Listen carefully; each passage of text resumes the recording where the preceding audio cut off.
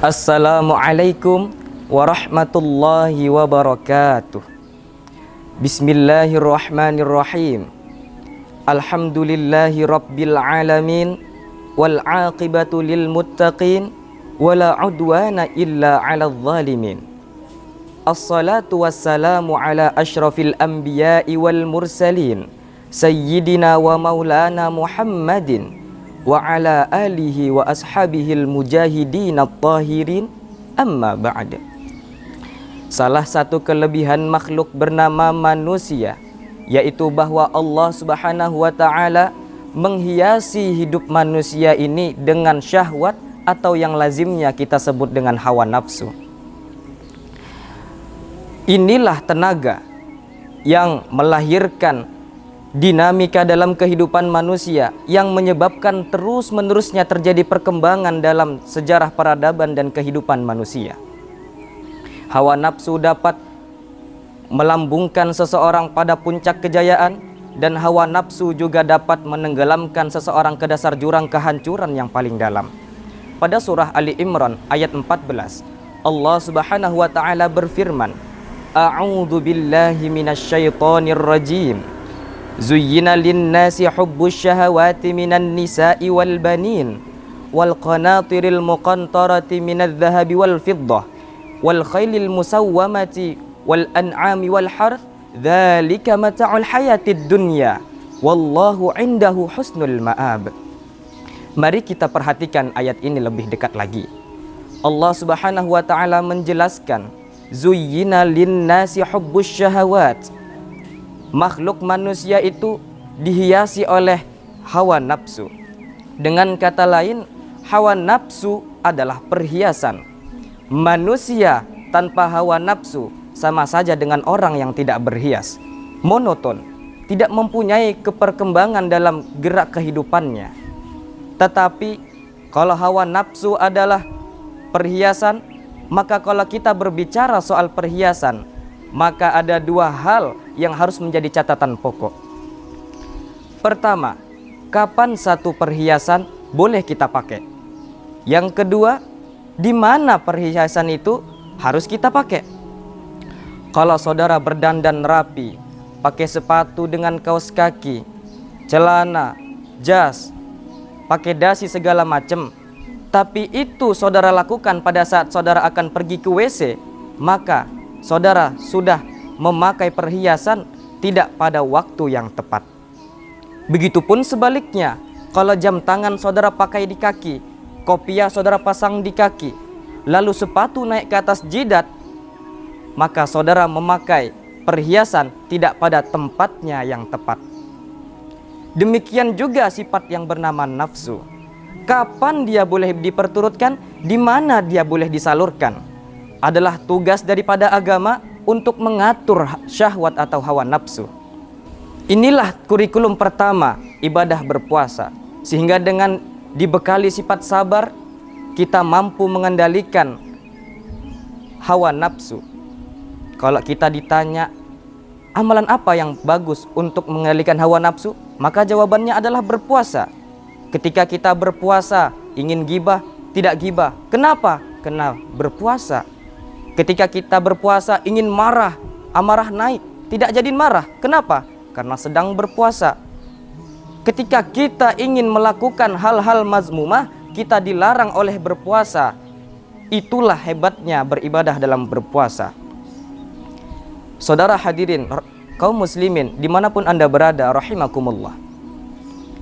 Rasulullah sallallahu alaihi wasallam membagi bulan Ramadan menjadi 3 bagian. Sepertiga yang pertama dari tanggal 1 sampai 10 Ramadan, masa turunnya rahmat, turunnya kasih sayang dari Allah. Kalau istilah sepak bola, tanggal 1 sampai 10 Ramadan ini disebut babak penyisihan.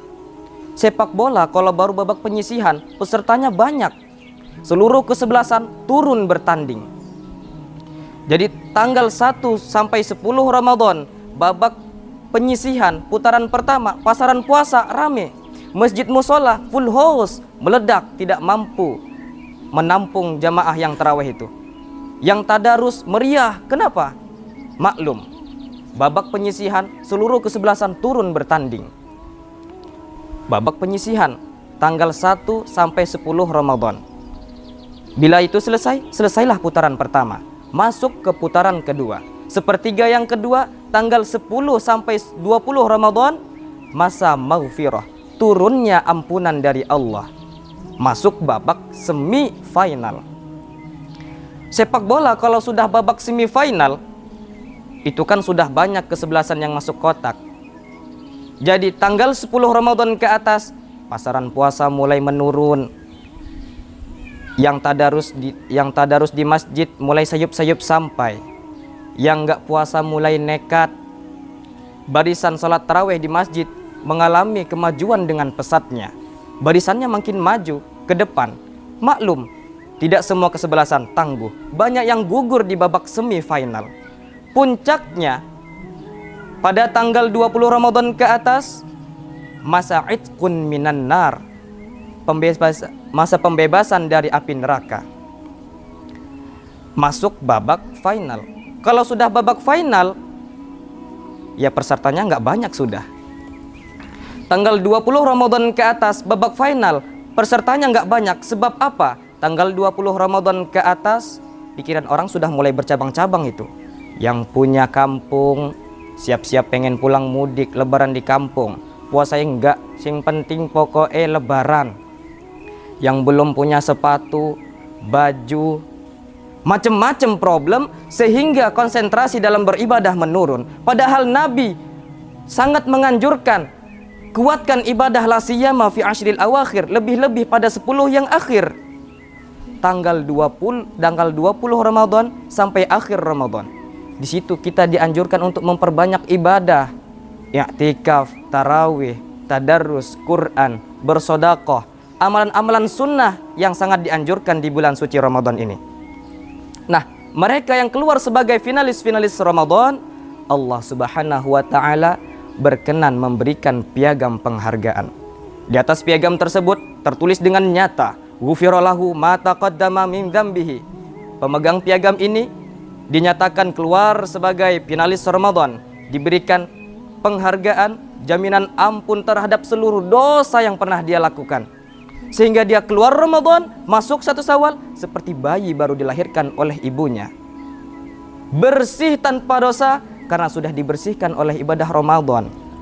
Masuk dia Syawal, dia rayakan hari raya Idul Fitri, dia pantas mengucapkan minal aidin wal faizin.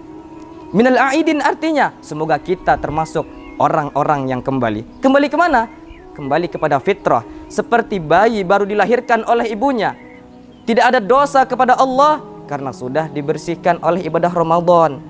Ini orang yang finalis, puasanya betul, tarawihnya betul, pantas mengucapkan minal aidin. Kalau salat tarawih cuman 2 malam, puasa cuman 3 hari, lebaran paling laju, Mas, minal aidin ya, minal aidin ya. Minal aidin dari mana? Saudara hadirin, dosa kepada Allah sudah bersih oleh ibadah Ramadan. Tinggal dosa sesama manusia berhalal bihalal di hari raya Idul Fitri.